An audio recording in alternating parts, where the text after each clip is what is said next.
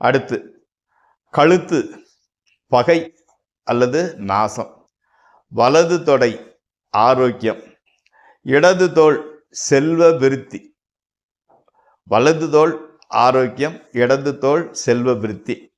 வலது மணிக்கட்டு பீடை. பீடைன்னா நோய் நொடி. அது இடது மணிக்கட்டு மேன்மை உயர்வு. மார்பு பீடை. தொப்புள் ஆபரண லாபம், நகைகள் வாங்கிறதுக்கு உண்டான வாய்ப்பு வந்து சேரும். அடுத்து முதுகு தனநாசம். வலது தொடை புத்திர பீடை, அதாவது குழந்தைகளுக்கு நோய் நொடி வரும். இடது தொடை புத்திரர் பீடை. முழங்கால் பொருள் செலவு. கணைக்கால் சுகம். பாதம் அலைச்சல். அதே மாதிரி கால் விரல்கள் சிறைவாசம். உள்ளங்கை ஐஸ்வர்யம். உள்ளங்கால் ஐஸ்வர்யம்.